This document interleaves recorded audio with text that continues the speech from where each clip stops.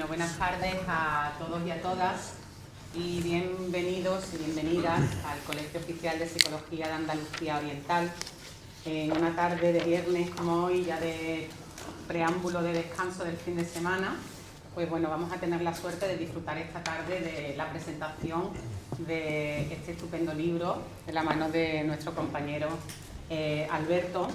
Y bueno, yo quería un poco situaros en la actividad que hace también el colegio, donde introducimos actos, ¿no?, como este, actividades como esta y otros muchos, pero donde realmente, bueno, pues lo hacemos desde la importancia que desde el colegio le damos, bueno, pues al contacto con la ciencia, ¿no?, a la psicología como ciencia. Pero no solo eso, sino también a el contacto que la psicología debe de tener con los ciudadanos, ¿no?, con la población en general. Creemos totalmente en una psicología rigurosa, pero al mismo tiempo creemos que esta psicología tiene que ser cercana, obligatoriamente, ¿no? Y esto lo descubrimos rápidamente si tenemos una conversación de café con Alberto, el cómo su percepción, su visión, su mirada de la psicología no solo parte de la ciencia, sino también de esa cercanía o esa visión que necesitamos que tenga la sociedad de la psicología. Por eso nosotros desde el COPAO tenemos una firme convicción y un firme compromiso de apostar por la divulgación científica. Por esta divulgación que además para nosotros debe de conllevar esa cercanía, esa accesibilidad al público en general. Para nosotros, ¿qué es divulgar? Divulgar consiste en traducir de una forma clara, directa, la ciencia, lo que nosotros trabajamos, entendemos como ciencia, para que sea entendible, para que sea comprensible a los demás, para que el resto, ¿no?, lo que llamamos nosotros desde el ámbito académico la transferencia del conocimiento. Es importante que para que ocurra esa transferencia del conocimiento tengamos en nuestra mente, en el centro de nuestro pensamiento, a la persona, ¿no? Y yo creo que este libro nos ayuda a recuperar esa idea. Bueno, pues tenemos la suerte de tener esta tarde aquí la presentación de este libro, Elemental, que además, bueno, coincide, que sabéis que coincide con el nombre del centro que dirige Alberto, explorando la humanidad desde la nueva ilustración, ni más ni menos, ¿no? Y quiero explicaros un poquito de Alberto. ¿Quién es Alberto? Su trayectoria, que muchos de aquí lo sé que lo conocéis de forma personal, a su familia, que me parece súper bonito, súper tierno, pero bueno, también muchos amigos, ¿no?, y muchos compañeros que seguro que lo conocéis. Pero bueno, yo quiero aprovechar y quiero tener el gusto de poder, como decana, presentar la trayectoria de Alberto. Alberto Moreno Gámez es psicólogo, psicoterapeuta, pero sobre todo es un profesional profundamente comprometido con las personas, la psicología y el aprendizaje continuo. Es licenciado en Psicología por la Universidad de Málaga, donde también realizó el doctorado. Cuenta con una sólida formación en terapia sistémica breve, sobre todo en 3 años, ¿no?, de su especialización.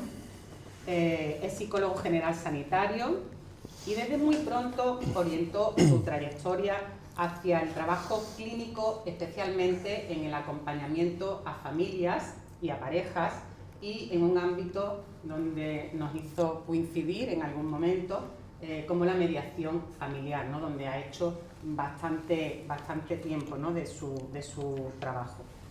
Comenzó a trabajar en la clínica, en la consulta clínica, en el año 2000, y desde entonces ha ido construyendo un camino profesional coherente, honesto y profundamente vocacional, combinando la práctica terapéutica con una formación constante y una mirada integradora que pone siempre a la persona en el centro. Desde 2019 amplía este compromiso incorporando la docencia, un ámbito que ha ocupado cada vez más un espacio en su vida profesional.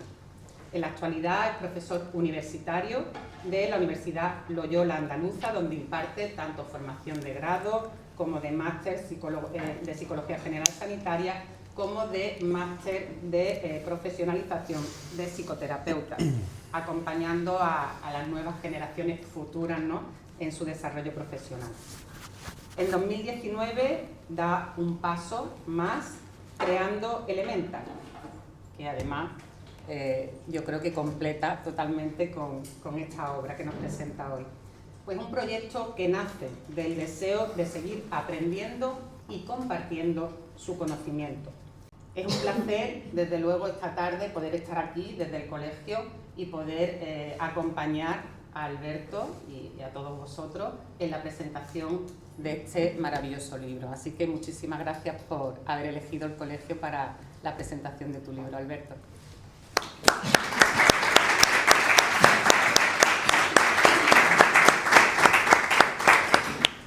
Bueno, Mariela, no sé cómo darte las gracias por tu generosa presentación. No sabía que había hecho tantas cosas, la verdad, en todo este tiempo.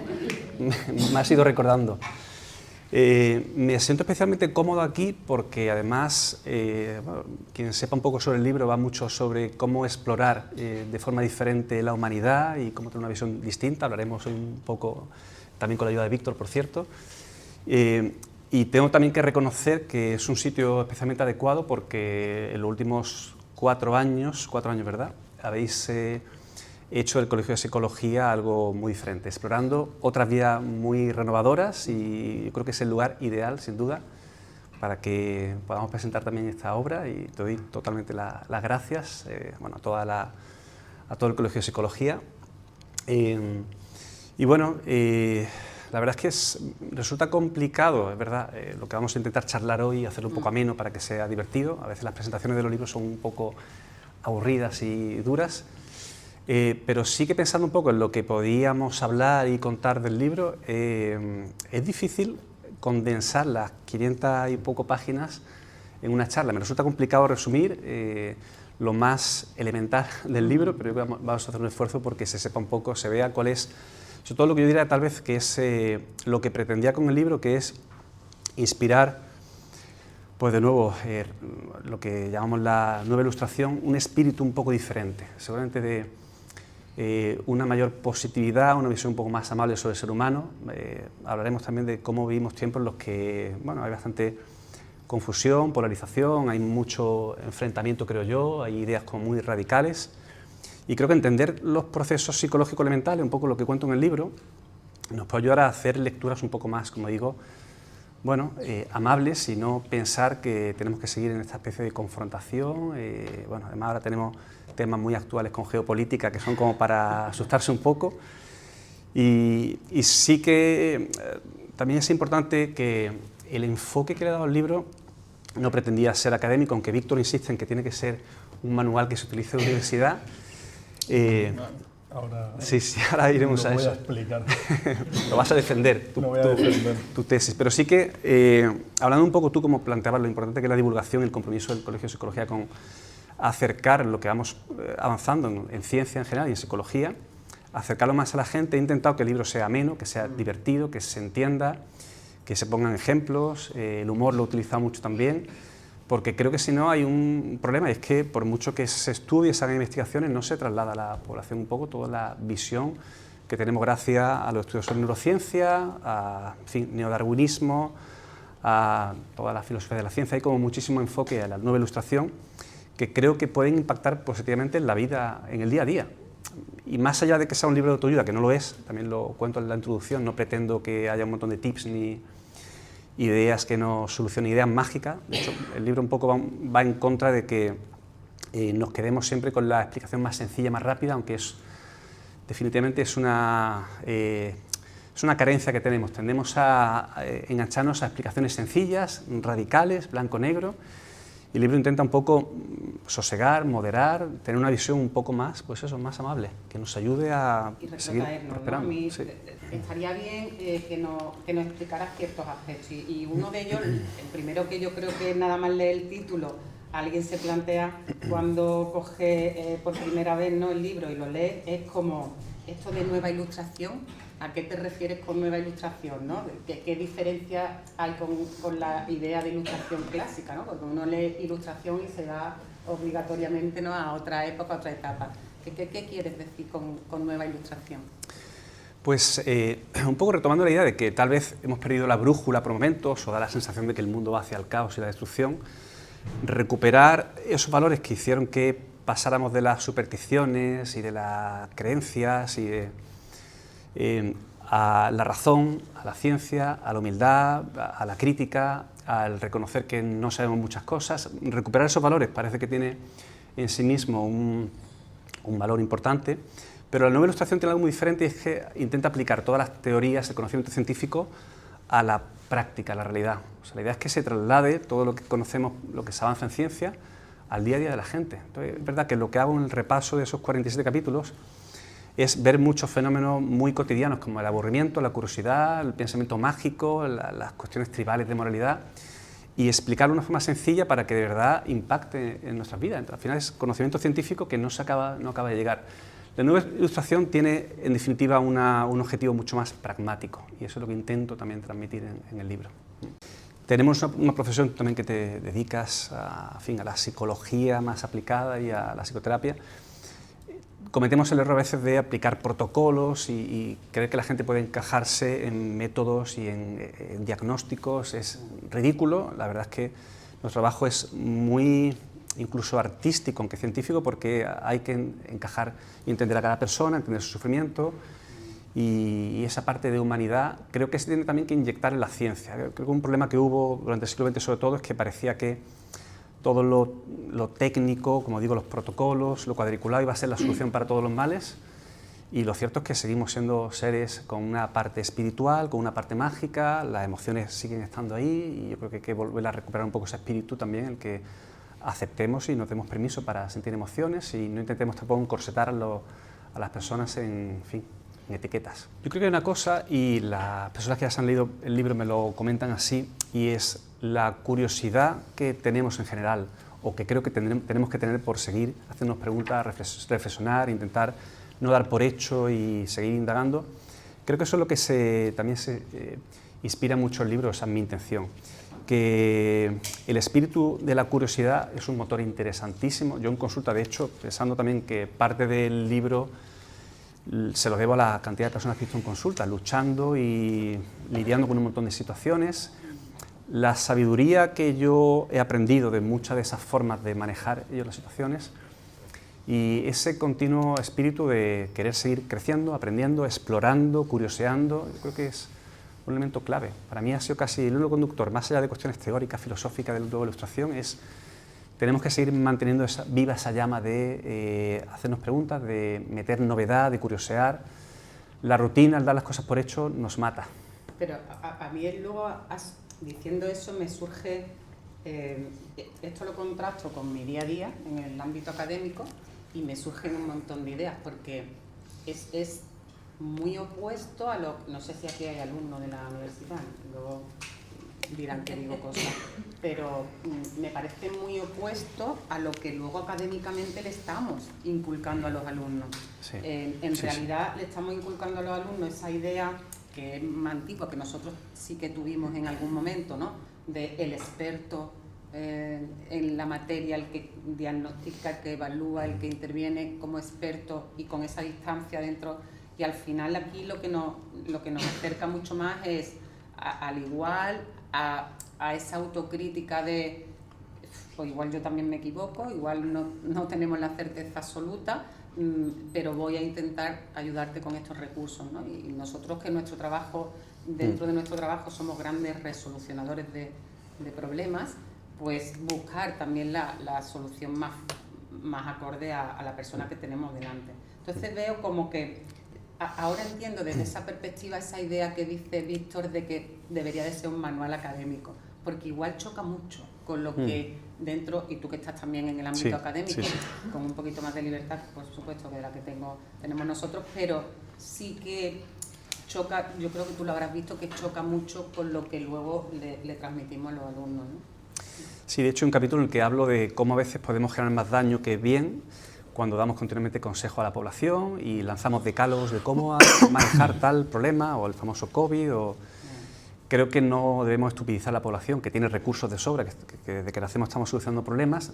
Yo creo que nosotros somos un recurso, debemos ser puntual, no una necesidad sí o sí de que cada vez que haya alguna dificultad haya que ir al psicólogo, y esto siempre digo que es malo para el negocio, pero es que yo confío, tengo esa convicción.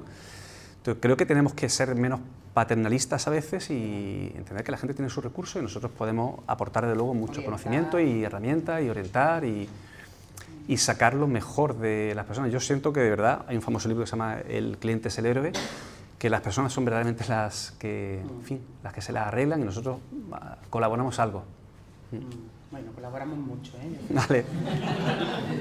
Colaboramos mucho. Pues buenas tardes a todos. Muchas gracias. Diréis, perdón, que no he presentado a Víctor, diréis, ¿y este señor quién es? Joven.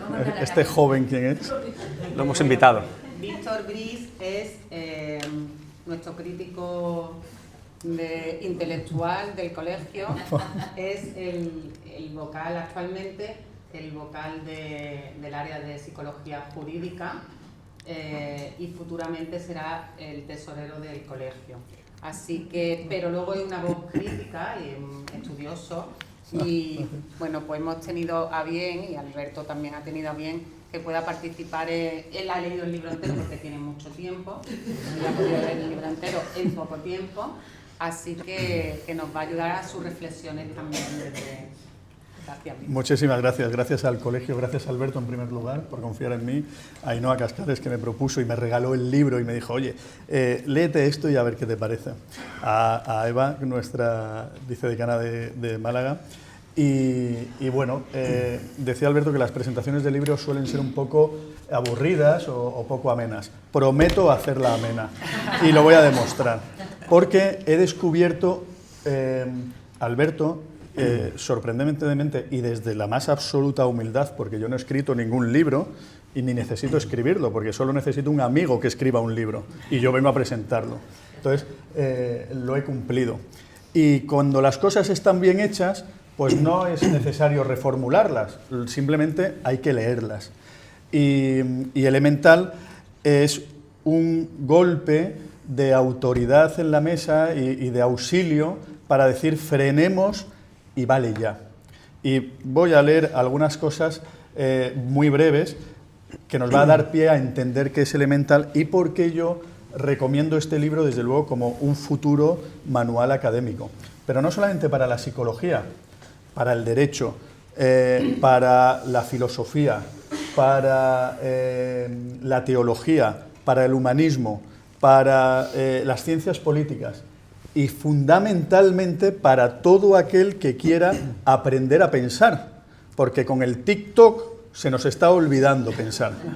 Y este libro frena esa corriente. Es un libro que en el siglo XVIII no hubiera tenido ningún sentido, porque estaba ahí la ilustración. Hemos tenido que recurrir 200 años después a una nueva ilustración, y esto es un llamamiento. Y este libro pone palabras a pensamientos de muchos compañeros de muchas profesiones. Pone palabras a pensamientos y sufrimientos de muchos padres y de muchas madres, de muchos profesores, de muchos maestros, de muchas generaciones. Y aquí en el colegio, en la Casa de la Psicología, desde hace 4 años se vienen dando estos encuentros donde curiosamente coincidimos licenciados, diplomados, graduados, todas las generaciones. Y es maravilloso. Y este libro va a unar eso. Y voy a empezar con una primera lectura bueno, voy a hacer todas las lecturas, que son 5 minutos, y verán qué maravilla tenemos entre las manos. Lo que se propone aquí no es una teoría, es una actitud, una forma de pensar que bebe del pensamiento ilustrado, pero también lo actualiza. Lo llamo la nueva ilustración. Y no es una idea mía, es un enfoque que muchos investigadores, divulgadores, científicos, filósofos, y añado yo, y gente de la calle, están defendiendo desde distintos frentes. Una mezcla de curiosidad radical, pensamiento crítico, ciencia con humildad y un sentido del propósito que va más allá del éxito personal o la acumulación de datos. Justo lo que promulga TikTok, lo que promulga Google, el doctor Google. Oiga, ya está bien, no todo vale. Esta nueva mirada no propone que seamos expertos en todo, pero sí se nos está exigiendo que seamos expertos en todo, sino aprendices constantes, no en busca de certezas, sino en busca de mejores preguntas. Y porque al final lo más revolucionario que podemos hacer en este siglo puede que no sea conquistar Marte ni fusionar el átomo, sino simplemente conocernos de verdad. No para admirarnos el culto al cuerpo, mujeres y hombres y viceversa, la isla de las tentaciones y la madre que los trajo a todos que está haciendo tanto daño. No para admirarnos, sino para cuidarnos mejor, cambiar lo que se limita, lo que nos limita y construir un entorno más humano, más cooperativo y más consciente. Dice el autor, no prometo respuestas definitivas, pero sí preguntas bien formuladas. Me parece una reflexión absolutamente maravillosa. No he sido humilde ahí en esa afirmación. Pero es necesario, porque el problema... Por eso te preguntaba hoy en la comida, Alberto, ¿quién te gustaría que leyera este libro? ¿La gente de la calle, la gente no docta o la gente docta? Porque creo que el problema es que los doctos nos hemos alejado un poquito del camino general de decir, oye, no, ya basta. Ya basta. Es que entre el coach de YouTube y yo, por lo menos hay 6 años de formación y de especialización y 15 o 20 de, no recuerdo mi edad, entonces 15 o 20 de experiencia y de ciencia. Entonces, alguna diferencia hay. Entonces, las preguntas es realmente lo importante. Decía mi padre, un buen comercial, que era más importante saber comprar que saber vender, para que luego el margen sea beneficioso, ¿no? Ahora no sabemos preguntar, ahora no sabemos comprar, ahora adquirimos lo que nos venden. Sí, y a tu pregunta, si es el momento ya de que te conteste, porque llevo todo el día diciéndole, ya te contestaré a eso, y ahora te lo voy a decir. En realidad tú te has contestado. ¿Para quién va el libro? ¿A quién va dirigido? Pues seguramente a todo el mundo, porque creo que si va sobre todo de actitud, va de esa apertura mental, va de desconfiar de nuestra certeza, de seguir explorando, de curiosear, yo creo que es un mensaje que debería calar en todo el mundo. Como lo he escrito, creo que mi idea también era que sea un libro que pueda leer cualquiera. Aquí hay algunos psicólogos y muchos que no son psicólogos. O sea, que intento ser suficientemente claro para que cualquiera pueda leerlo y sacar un poco esas conclusiones, pero sí que pienso, no sé si manual académico, pero que podría ser útil para profesionales también, sin duda, ¿eh? Bueno, tú eres la prueba de que a ti te ha gustado. No sabes lo necesario que sería este libro en el Consejo General de la Psicología. Vale. Lo van a quemar. La nueva ilustración a esta pregunta que le he hecho, que él me ha contestado, dice, la nueva ilustración, le he hecho la pregunta yo teniendo mi propio criterio, que está definido, he vuelto y repito, cuando algo está bien escrito solamente hay que leerlo, no hay que interpretarlo. Entonces, te voy a dar la contestación porque la tienes escrita y coincide. Coincide plenamente con lo que me has contestado. Entonces hay una coherencia. La validez de constructo es correcta. Bien. La nueva ilustración no es solo un concepto académico, por eso no es solo este libro para académicos, ni una propuesta elitista reservada a los intelectuales aburridos. Es una llamada urgente. Por eso decía hoy lo del golpe en la mesa, que no terminabas de verlo. Está aquí escrito. Es una llamada urgente para que volvamos a poner la razón, la ciencia y el pensamiento crítico en el centro de nuestras vidas cotidianas. Porque frente a la complejidad creciente del siglo XXI, necesitamos más que nunca, y necesitamos más que nunca los profesionales, los papás, las mamás, los maestros de colegio, los profesores de instituto, los profesores de la universidad, el bombero de enfrente. Todos necesitamos más que nunca herramientas ilustradas, y no creadas artificialmente. Cuando algo es gratis, el producto eres tú. Chicas, TikTok es gratis, el producto somos nosotros, nos están vendiendo cosas. Necesitamos herramientas ilustradas que una vez nos permitieron, en el siglo XVIII, superar supersticiones y dogmas aparentemente indestructibles. Y como todo es cíclico, en el siglo XVIII la nueva Ilustración terminó con supersticiones. La nueva Ilustración, esperemos que termine, pues con ciertas redes sociales mal interpretadas o mal utilizadas. En el pensamiento científico quiero resaltar este párrafo que me parece genial. Imagina por un momento la escena. Acabas de oír un podcast que dice que comer chocolate negro mejora la memoria. Genial, estupendo.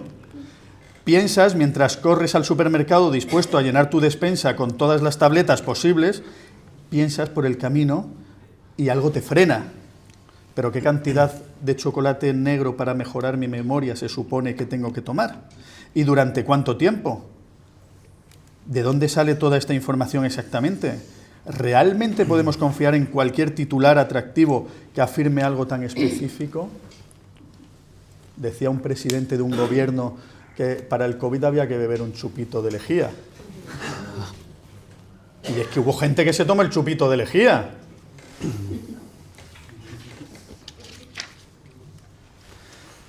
Otra cosa que me pasa, que estas son las cosas que a veces le digo a Mariela, mira Mariela, me pasan unas cosas que es que no son, porque yo estoy presentando aquí un libro, es maravilloso. Dice Alberto, hay una palabra que se repite mucho en el libro, que es la palabra humildad. Joder, con mi letra he apuntado yo aquí humildad, y dice, la maravillosa capacidad de decir no lo sé.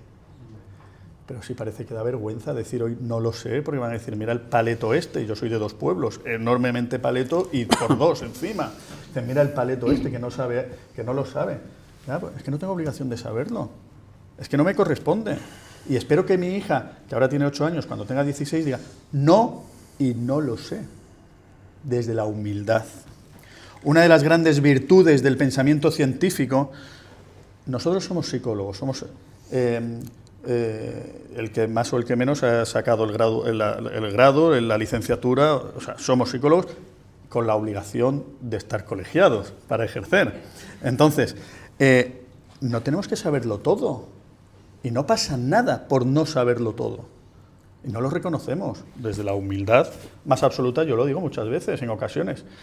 Pues mira, incluso a veces opino sin saber, de verdad, pero como parece que opino mejor, pues parece que sé, pero no sé. Y no pasa nada por decir no lo sé. Una de las grandes virtudes del pensamiento científico es precisamente admitir nuestra ignorancia. Parece algo obvio, pero en realidad solemos olvidarlo. Vivimos en un mundo que premia constantemente la certeza absoluta. Se aplaude al que responde rápido, al que opina sin dudar, al que tiene siempre una teoría para todo, aunque a veces esa teoría sea flojita. Sin embargo, los científicos de verdad saben algo clave. Cada vez que reconocemos que no sabemos algo, abrimos la puerta a descubrir cosas nuevas. Decir no lo sé no es un signo de debilidad, sino un acto de valentía intelectual y un requisito indispensable para aprender. Yo cuando mis hijas me hacen algunas preguntas y yo contesto, se quedan admiradas. Oye, pues papá lo sabe, ¿no? Pero hace muy poquito, a la mayor de 8 años, se me ocurrió decirle, pues Daniela, no lo sé. Esa cara de admiración, eso sí que fue una cara de admiración.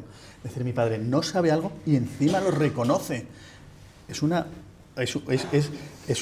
lección magistral para una niña de 8 años. No pasa nada por no saber. Si ocurre, si le ponemos un adjetivo, no lo sé y no quiero saberlo. Error. No lo sé. Explícamelo que a lo mejor lo aprendo. Y por último, esta frase no es de Alberto, pero está escrita muy inteligentemente en el libro y está plasmada. Y señores, se nos ha olvidado una cosa. que es el centro de todo. El cerebro humano es probablemente el objeto más complejo del universo conocido. Y sin embargo, todo el mundo, todos los gurús, hablan de emociones, de sentimientos. Tenemos la enfermera escolar hablando de prevención del suicidio. Todo el mundo sabe de todo. Y sin embargo, no somos conscientes de que el cerebro humano y los resultados del cerebro humano son, o es probablemente, el objeto más complejo del universo conocido. Esto lo dijo Michio Kaku. Supongo que será de Marbella, este hombre. Michio Kaku es un personaje, es un americano, pero de origen japonés. Es un físico teórico que además es un divulgador muy conocido. Ha escrito libros fantásticos sobre el futuro de la humanidad y creo que es muy lúcido cuando escribe eso. Absolutamente. Así que, señores, señoras, señoritas, menudo padre tenéis. Ha escrito una obra de arte y os recomiendo, por supuesto, que compréis el libro, que no lo pirateéis, que lo leáis, que lo disfrutéis y que lo leáis con la intención y con el momento que estemos viviendo en cada situación. Como veis, mi parte de trabajo con adolescentes y adolescentes conflictivos me lleva a machacar cada vez que puedo plataformas como TikTok, ¿no? Este libro, para mí, él lo escribió con una intención, yo tengo una circunstancia, me lo leo y extraigo según mis circunstancias. Seguramente sea distinta a mi circunstancia hoy que dentro de 20 años. Si lo cojo dentro de 20 años, pues extraeré otras cosas. Hoy por hoy es un freno al loco pensamiento, al pensamiento irracional, al pensamiento inhumano, y este libro representa precisamente una llamada de auxilio a la calma. Por lo menos para mí ha sido así. Muchísimas gracias.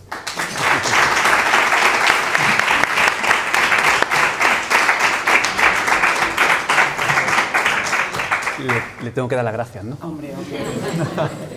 Llévatelo, que vaya a presentar el libro. Sí, yo creo que es el mejor comercial, porque con tanta humildad yo digo, bueno, son cosas que he escrito, pero no tienen por qué ser así, pero tú aseveras con una pasión que en realidad parece necesario también que se imprima esa emocionalidad, porque sí que es cierto que aunque intento tener un tono, bueno, tal vez más moderado, y si mi idea también es generar un poco de sosiego y que no se polaricen más las opiniones y no ser incendiario, pero hay ideas que hay que transmitir con mucha convicción y tú eres un buen representante de esa emocionalidad, sí que sí. ¿Sabes por qué? Porque la otra parte, el otro bando, lo hace con mucha emocionalidad. Y entonces, en ocasiones, tenemos que utilizar el mismo lenguaje para que se nos entienda. Y ese es el motivo. Y sí, hay que hablar, como buen pedagogo de adolescentes, hay que hablar en el idioma que se nos pide, para que nos entiendan, porque si no, no se entienden. Y esa es mi pasión. Sí, a mí me gustaría, de todas formas, que es una idea también que se repite mucho en el libro, que recordemos que en parte hemos llegado aquí por la capacidad para colaborar y para cooperar, y no tanto para generar diferencias, que es un poco lo que tal vez ocurre ahora con mucha frecuencia. Todos los discursos son muy polarizantes, ¿no? Es como todo es... Bueno, también está el clickbait y llama la atención, y las redes sociales son muy perversas en ese sentido. Entonces, creo que tener una visión más amable en la que entendamos, porque a veces somos, con perdón, gilipollas y tendemos a ser muy cabezones y a afincarnos en ciertas creencias, entender un poco mejor cómo funciona todo nuestro cableado y cómo llegamos ahí, puede ser un poco también conciliador. Sé que hemos hablado de esto y bueno, mi tendencia es intentar conciliar o crear puente. Entonces no se trata tampoco de castigar o enjuiciar o criminalizar a aquellos que están en posiciones muy exageradas, sino de hacerles ver que, bueno, que hay otra forma diferente de colaborar, de cooperar. Y de nuevo, hay libros fantásticos que hablan sobre todo sobre antropología, acerca de que tendemos a pensar que, pues lo que decía antes, que hay una visión muy negativa, que hay muchas confrontaciones, que hay guerras, que sigue habiendo desigualdades, etcétera, y sin duda son desafíos que están ahí, pero que es increíble la capacidad que tenemos también para negociar, acordar, cooperar. De hecho, bueno, cualquier cosa que tengamos aquí delante, incluso ese libro o este micrófono, es en última instancia una obra que tiene que ver con una colaboración brutal entre gente que hay posiblemente en China, made in China, pero hablamos de que esto llega aquí porque hay personas que lo diseñan, otros lo transportan, lo venden. Cualquier objeto que tengamos hoy en día es un acto de colaboración brutal, de cooperación entre muchos seres humanos que no se conocen, y eso es una cosa increíble, de la que se habla poco. Entonces nos olvidamos un poco, damos por hecho que toda la tecnología que hemos desarrollado, todos los avances en salud, pero en general en ciencia, tienen que ver con un montón de seres humanos cooperando. Y no se habla de eso en las noticias, ni es el amarillismo que vemos en redes sociales, y es parte de lo que quiero también inspirar, entender que hay una parte muy bonita en el ser humano. Sin embargo, yo veo una parte provocadora en el libro, porque en un momento, en una sociedad... Provocador es él. Donde, no sé. bueno, él también, pero leyendo algunas partes, yo me preguntaba, ¿no? En un mundo donde se fomenta el pensamiento único, sabemos para qué, y donde se castiga el pensamiento crítico, al final el libro plantea reflexiones sobre ¿somos idiotas? ¿No? Un poco, en algunas lecturas mi reflexión ha sido, pero esto es de perogrullo, ¿no? Esto es de perogrullo, pero sin embargo se fomenta, se potencia y se premia el pensamiento único. Sabemos para qué, ¿no? Está claro. Así controlamos muchísimo mejor las reacciones de los demás y vamos todos hacia el mismo sitio que es lo adecuado.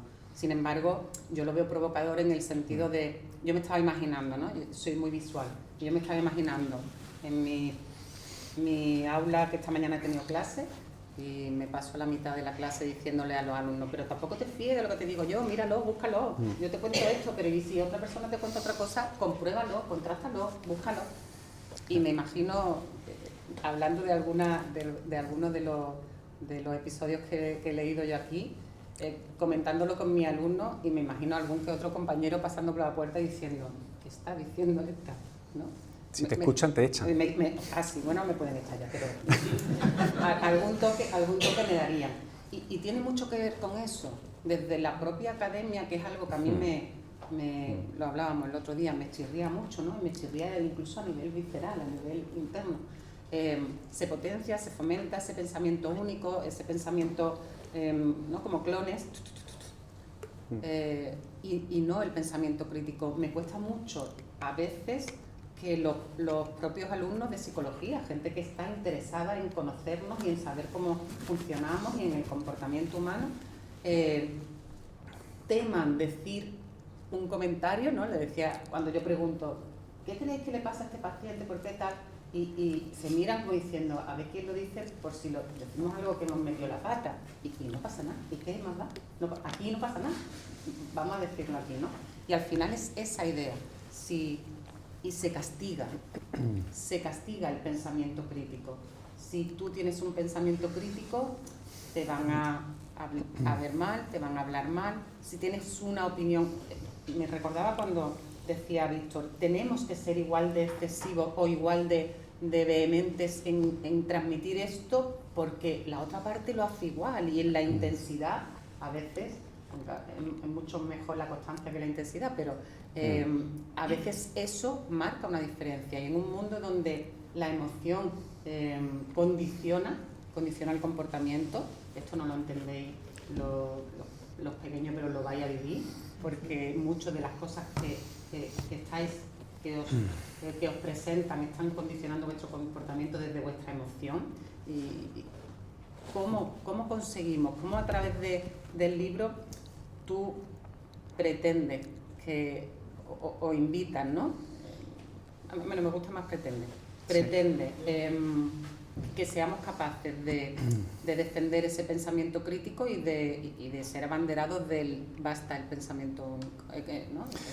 En el fondo el libro va mucho sobre valores diferentes en los que se premie o se reconozca que la apertura mental, este espíritu crítico, el reconocer que no sabemos a veces, que sea algo virtuoso, que verdaderamente ahí hay mucho de virtud, pero es verdad que nuestro cableado y nuestros atajos mentales nos llevan todo el tiempo a quedarnos con certezas, con teorías simples, es mucho más cómodo y todo lo que planteo es mucho más incómodo, porque implica el caos, implica el no tener respuestas a todo. Yo creo que es una actitud de todas formas mucho más interesante, ese espíritu de exploración, de curiosidad, de apertura. Hablo mucho también de los polímatas en el libro, que es, bueno, no un nuevo género, una nueva especie, pero son personas que entienden que tienen que saber de muchas cosas diferentes y que hay que conectar diferentes conocimientos, o sea, que tengamos la capacidad para curiosear sobre diferentes áreas, que no nos quedemos solamente en un nicho, que no hagamos algo en la vida y, en fin, se habla también mucho de la hiperespecialización. Hemos llegado aquí porque hay grandes expertos en cada materia de la que se conoce, pero nos faltan personas que desde arriba, lo que se llaman filósofos de la ciencia, hagan lecturas más globales, que conectemos todos los avances, y creo que también es una actitud muy cotidiana, podría ser una actitud muy mundana, que tengamos una visión un poco más amplia, en fin, que sepamos un poco de economía, que sepamos un poco de física, que sepamos un poco de decoración, de jardinería, culturas, lo que siempre se ha dicho, cultura general, ¿no? Es una actitud, es un valor al final de que la apertura, el no saber, el seguir haciéndose preguntas, es un motor interesante que incluso yo diría, me arriesgaría a pensar, también por mi experiencia clínica, y vosotros también tenéis mucha experiencia, que conecta con la felicidad, con el bienestar, esa posición vital en la que seguimos en movimiento. Lo contrario es quedar separados. Si ya tenemos todas las respuestas, pues ya estaría, apague, vámonos. También eso condiciona, cuando yo hablaba de esa condición emocional, también eso facilita que en general haya más enfado, más malestar, y cuando hay esas emociones sabemos cómo se funciona el comportamiento, ¿no? Sí, y desde aquí la sensación que a mí me da es como que invita a esa calma que decía Víctor, ¿no? Esa calma, ese sosiego, ese espera, tranquilidad, las cosas no son... Sí, hay una idea muy chula, muy potente, que no es mía tampoco, pero la recupero porque creo que es poco conocida, que es pensar en la mentalidad del soldado frente a la mentalidad del explorador. En muchas ocasiones tendemos a ser soldados que defendemos nuestra idea cuando nos sentimos atacados, como un fortín. Entonces, somos soldados defendiéndola, y eso creo que al final nos limita mucho. La mentalidad del explorador es justo la contraria, implica entender que sí que necesitamos, por supuesto, certezas y ideas firmes, no se trata de ser un veleta y cambiar todo el tiempo de opinión, pero que tenemos que tener un pie bien asentado y otro que continuamente ande. Yo creo que muchos de los debates, de los enfrentamientos en redes sociales tienen que ver con posiciones de soldado defendiendo posturas, por cuestiones también que los psicólogos conocemos, y es que al final muchas creencias acaban siendo identitarias, como que acaban siendo parte de lo que somos, por tanto no podemos desprendernos. Si yo soy de tal equipo, de tal partido político, parece que si dejo de pensar o reviso esa creencia, ya me diluyo yo como persona, la identidad se ve afectada. Y gran parte de lo que cuento es un poco que separemos, que las creencias son revisables, que no tienen que ser identitarias, porque esa apertura que nos puede hacer dialogar mejor, llegar mejor a acuerdos. En fin, intento que tenga ese empaque o ese impacto, pero es un poco la pretensión también del libro, claro. Al final nos han entrenado para escuchar, para responder y no para comprender, ¿no? Eso es. Es curioso que dos personas que te estiman y que una se ha leído el libro entero y otra casi entero, Ha quedado claro. digamos que es un libro provocador, lejos de lo que tú pretendías. Y claro, voy a justificarlo. Lo voy a reescribir, ¿no? Y encima voy a justificarlo. Dice, pero Elemental no se queda solo en una descripción de mecanismos. Propone un nuevo espíritu ilustrado, una nueva ilustración que combina curiosidad, pensamiento crítico y sentido de lo humano. Cuando estamos en una sociedad poco crítica, de pensamiento único y donde el humano no está en el centro. Y este libro nos llama a ello y pretende no ser provocador.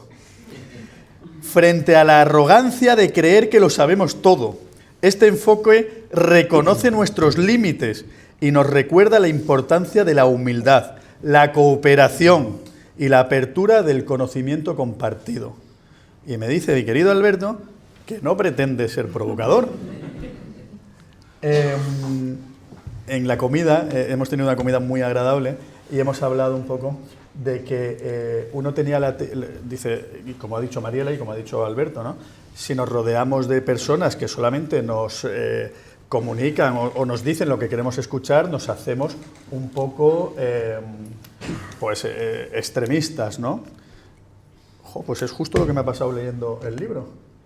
hemos puesto palabras, o sea, he leído justo lo que necesitaba, lo que en mi cabeza estaba desordenado. Al leer este libro, lo he ordenado. Y pues otra vez rompo esa intención que tenías de cooperación. Es un buen libro. Es un buen libro. Me gusta que acabes así, diciendo que es un buen libro. Va a tener que redefinir Sí, el objeto sí, sí. del libro. Va a tener que redefinirlo, ¿no? Bueno, yo creo, también dentro de los puntos que vimos para comentar, yo también tengo algunos que he señalado, como no me lo he leído yo entero, he señalado algunos también nada más, pero destaco los que a mí me han, ¿vale? Los que más me ha llamado la... que voy a buscar la página para que no se me pierda. Tengo aquí señalado. Y os leo porque me ha encantado, ¿no? Me ha gustado mucho y me reí mucho. Esa es otra de las cosas que creo que es muy importante. El sentido del humor es un recurso fantástico para muchas cosas, pero terapéutico no podéis ni imaginar. Nos ayuda muchísimo a descargar muchas veces al que tenemos enfrente y a descontextualizar y desinhibir de muchos aspectos. Y leyendo esta parte me reí muchísimo y quería compartirlo con vosotros, ¿no? Es sobre el pensamiento mágico. Dice, un neandertal llamado Drop estaba a punto de cazar un bisonte cuando de repente un pájaro le cagó en la cabeza. Caos, pánico, superstición instantánea. Drop, indignado, soltó su lanza y gritó, «Los dioses nos advierten, hoy no cazar». Los demás neandertales no tenían mejor explicación para lo ocurrido. Asintieron con seriedad y se fueron a casa. Días después, a Drop le volvió a caer una plasta en la cabeza. Pero esta vez, justo antes de encontrar un árbol lleno de frutas. Conclusión lógica e irrefutable. La caca de pájaro da buena suerte. De repente, todo tenía sentido. Los dioses nos advertían. No advertían el peligro, estaban regalando fortuna en forma de excremento aéreo. Desde entonces, los neandertales más desesperados empezaron a pasear bajo los árboles con la esperanza de que el destino les sonriera desde las alturas. Y así, por culpa de un pájaro con buena puntería y un neandertal con una higiene cuestionable, nació la primera superstición sobre la buena suerte que seguimos creyendo hoy día. Muy explícito el texto, no sé quién lo ha escrito. La anécdota... La anécdota, Mariela... Oye, os doy mi palabra de honor que Mariela y yo no hemos hablado del libro jamás. Muy mal, muy mal. ¿Qué ha pasado cuando íbamos paseando los cuatro hacia la comida? Ah, sí, es verdad, hay que contarlo. Sí, sí. ¿O ha Sí, acabado sí. un pájaro? Yo he recibido una maravillosa plasta. Increíble. Sí, sí, ha caído en el abrigo. Bueno, y definitivamente qué anécdota. yo he dicho, es buena suerte. Que acaba buena suerte. Por tanto, ha sido una señal. Refutamos la Sí, idea sí, de es una teoría científica comprobada. Absolutamente. Pero en esto me reí un montón leyendo el texto, pero luego me reí el doble pensando en las cosas que hacemos pensando que da buena suerte. Yo, pues que he sido en mi época más joven, ahora soy más joven, Aún más joven. deportista, pues recuerdo cosas, los deportistas tenemos un montón de manías. Y yo recuerdo de ponerme una ropa interior siempre para los partidos. Roída, rota, bueno, no os podéis imaginar. Y mi madre me decía continuamente, chica, pero te compramos otra que no, tiene que ser esta. Ya, pero es que va a llegar un día que no es ropa interior, ¿entiendes? Que ya no es ropa interior. No, es que es esta. Y si no me la pongo, no voy a ganar. Y cuando lo cambié, no gané. ¿Cómo puede ser posible, no? Y me reía yo sola, hablando conmigo misma, y decía yo, hostia, es que es absolutamente así. ¿Qué de cosas al final atribuimos el pensamiento mágico o a otras cosas y nos aferramos a eso como si fuera, sí, luego nos reímos y decimos, ay, qué tontería es, pero yo me ponía por si acaso. Interior por si acaso, ¿no? Sí, lo cierto es que, en fin, las supersticiones son muy interesantes. Otro de los módulos del libro, otro de los módulos es el que está en pantalla, el futuro del Homo sapiens. Es tremendo porque... ¿Te atreves a meterte ahí? Me atrevo porque he leído el libro.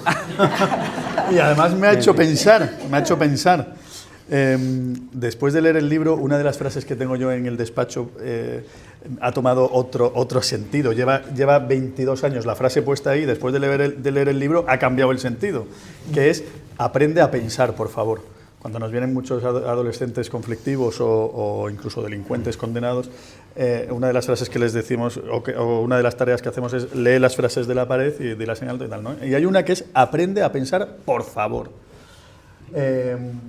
Tenemos aquí un melón de qué es lo que va a pasar con mi hija Daniela, que ahora tiene 8 años, o con Cristina, que tiene 6, dentro de 35 o 40 años. Y me preocupa. Porque no lo sé, porque tengo incertidumbre, porque leo estas palabras, sobre todo una que es trabajos sustituidos por robot, telepatía. O sea, ¿a dónde vamos a llegar? ¿Cómo van a vivir?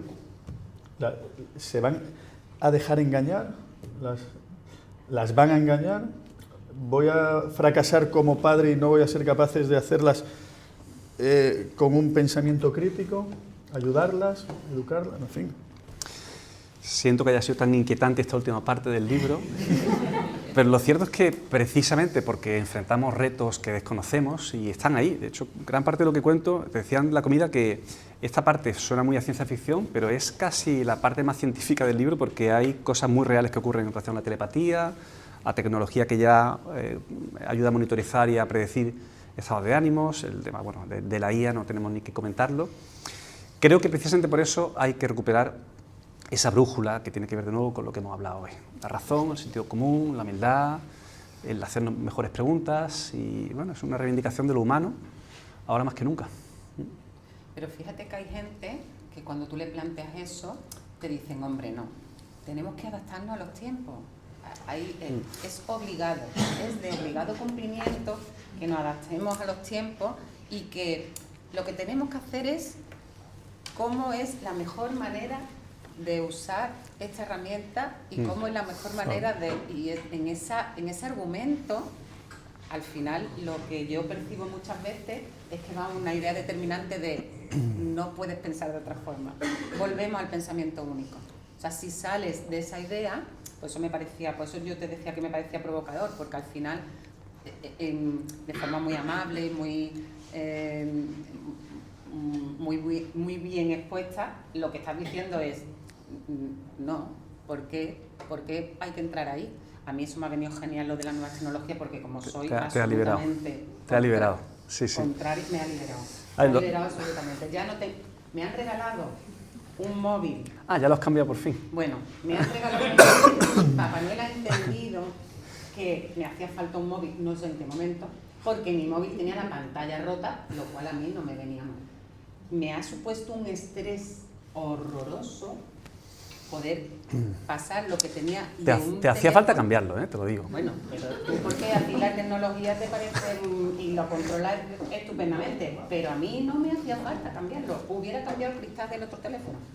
Me ha supuesto un estrés extra. No podéis imaginar cómo entender que no se me va a perder nada de lo que tenía en el otro teléfono a este teléfono. De hecho, me ha costado la vida misma revisar todo de, uy, esto no va a estar. Uy. Y no solo contento con eso el teléfono, las aplicaciones que yo tenía en el otro, no están listo el teléfono, claro. Yo pensé, hombre, la tecnología está avanzando, un teléfono nuevo, bueno, el mío no es iPhone ni nada de eso, no me hace falta. Pero las aplicaciones que tenía en el otro funcionarán aquí, pues no señor. Las aplicaciones que están aquí me piden otra vez que me registre, pues no están listos, no es mío el teléfono, no está en mi pues me piden otra vez que me registre. Pues yo no lo he entendido. todavía no he podido completar toda entera. Entonces me siento muy liberada con esto de que no tengamos obligatoriamente que adaptarnos a las nuevas tecnologías. Yo seré una de esas. Hay espacio para todo el mundo, también para alguien como yo, que soy más pro tecnología, pero bueno, es verdad que... Bien, pero yo... Sí, no, pero bueno, quien me conoce sabe que me gusta muchísimo, en fin, todo lo que sean aparatos y tecnología, pero lo cierto es que genera ese estrés, que es un desafío, que no sabemos realmente cómo va a evolucionar el tema de la inteligencia artificial, por ejemplo, nadie puede saberlo.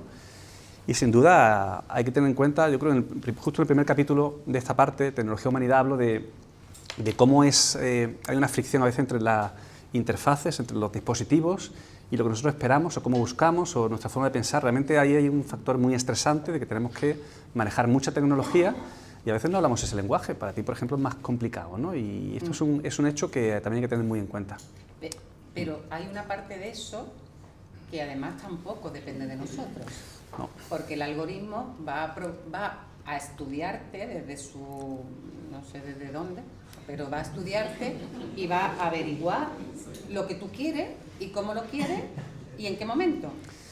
Sí, y esto es un problema justo que hablo además, yo creo que es un poco antes, lo que se llaman las cámaras de resonancia, las cámaras de eco, y es que es verdad que el algoritmo al final nos ofrece mucho más contenido del que consumimos habitualmente, de forma que al final estamos todo el tiempo consumiendo el mismo mensaje y acabamos con una especie de efecto túnel, y es pensar que lo que nosotros creemos es absolutamente confirmado 100%, porque el algoritmo nos lanza una y otra vez vídeos, influencers que nos vienen a decir lo mismo.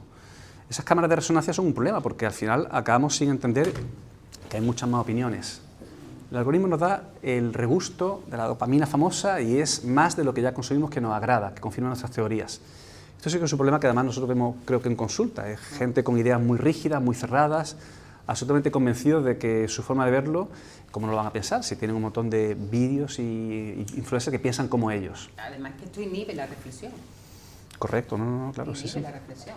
Sí, o sea que, bueno, tenemos muchísimos desafíos y yo, en realidad, sobre todo en esta parte, lanzo muchas preguntas en las que recuerdo que, aunque los famosos early adopters, todos esos que abrazan la tecnología nada más que sale, marcan mucho el tiempo, pero que tenemos que repensar bien cómo incorporar la tecnología, hay que pensar en ética, en lo que nosotros necesitamos y no insertar tecnología sin... Bueno, aparte hay temas de privacidad, hay temas de... O sea, hay muchos desafíos importantes. Y te hago una pregunta impertinente, a ver si te moja. A ver. Desde esa perspectiva, ¿tú crees que seremos capaces de regular la influencia que desde este pensamiento crítico, desde este sentido común, desde esta calma, seremos capaces de regular lo que las tecnologías van a llevar? No lo sé, prefiero pensar que sí y prefiero ver los datos que me dicen que sí. Yo pienso mucho en términos cíclicos. Pensemos ahora en el uso de pantallas, que es el gran tema de cómo estamos continuamente agitados y, en fin, con una activación brutal. Cada vídeo de 5 segundos es fascinante frente a la vida real, que es mucho más aburrida.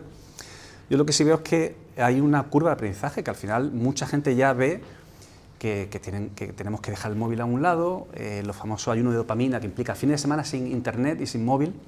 Entonces, creo que hay un tiempo en el que abrazamos una tecnología, nos damos cuenta de los riesgos, de los peligros y empezamos a aprender a manejarla, a poner límites, restricciones. Todavía estamos en ello, pero ya creo que se habla abiertamente de cómo tenemos que medir el tiempo de pantallas y de redes sociales, porque empezamos a ser conscientes de que perdemos un poco el horizonte. Entonces, yo sí que confío en nuestra capacidad constante de aprendizaje. Todavía no me sé lo de ello, sé que todavía estamos en un momento muy complicado. ¿Qué pasará con las generaciones que son nativos digitales?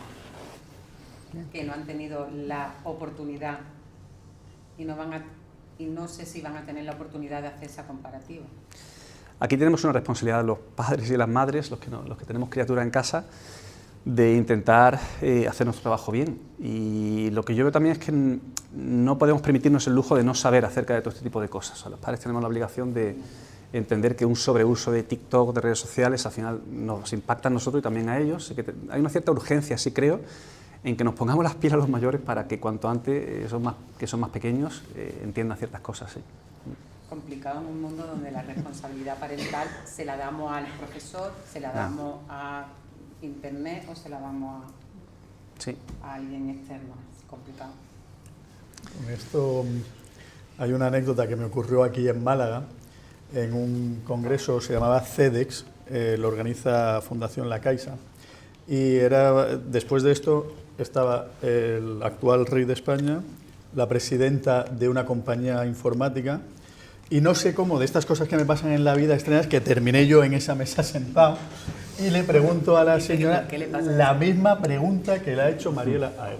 Y él ha contestado, sí, la presidenta de esta compañía informática, importantísima, mundial,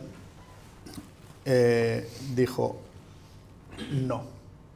Y las nuevas élites serán aquellas que sepan autorregular el mundo digital. Mis hijas con 16 años no tienen teléfono móvil, no tienen portátiles y no los van a tener hasta su mayoría de edad. La presidenta de una compañía informática. Y hay élites ya, lo podéis confirmar en internet, como por ciudades herméticas como Cube o la ciudad lineal de Arabia Saudí, donde son ciudades libres de conexiones a internet. O sea, no, está prohibido. Las élites no permiten a sus hijos conexiones a internet directamente. Y me hacen una comparativa salvaje, no sé si estás de acuerdo con ella. Sí, más conocido incluso que Bill Gates o Steve Jobs en su momento, también, concretamente, fabricantes de hardware y de iPads, etcétera, su hijo no tenían, era algo público que decían, no tenían dispositivos. Eran conscientes precisamente de que posiblemente las élites van a conservar la capacidad para pensar y no van a estar agilipolladas con tanto uso de pantalla. Entonces, yo sí creo que esto, que puede ser todavía experimental, acabará siendo tendencia también. Yo sí creo en esa inercia, en ese balance histórico, en algo cíclico que como digo, que acabamos aprendiendo en cierta medida y autorregulándonos, o prefiero pensar eso, porque como ante la incertidumbre creo que sería más útil para mí también. Claro. Sí. Qué agradable, Alberto, y qué buen libro, de verdad. De verdad. Provocador, pero bien. Sí. Ok, genial, gracias. Bueno, yo reiterar al final el ratito tan ameno que hemos compartido en esta presentación de un libro, pero que al final yo creo que más que una presentación convencional como tal, y como decía Alberto al principio, que suele ser más aburrida, bueno, pues yo creo que ha sido la intención también y la motivación de que compartáis esta estupenda obra de Alberto y que esto nos ayude, nos incentive para reflexionar y compartir reflexiones entre nosotros y mirarnos un poquito más, mirarnos a la cara, mirarnos a los ojos, ¿no? Como decía mi hija cuando era pequeña, me decía, mamá, escúchame con los ojos. Qué importante, ¿no? Que nos escuchemos con los ojos y en el tú a tú, en la cercanía, en el tacto, en el tocarnos, se nos van muchas de las cosas importantes y de los valores importantes que también se transmite y se habla en este libro. Así que agradezco muchísimo a su autor, Alberto, a un compañero, a todos vosotros que habéis compartido con nosotros este pequeño rato, que vamos a seguir compartiendo ya pues de forma más cercana, y abriros el Colegio de Psicología aquí en Málaga para cualquier actividad que os apetezca hacer y que podamos compartir, porque esta efectivamente es la casa de los psicólogos y las psicólogas, pero la psicología, como he dicho al principio, y el objetivo del colegio es que esté cercana, que sea cercana y que sea accesible a toda la ciudadanía. Así que aquí tenéis vuestra casa también. Muchas gracias. Muchas gracias.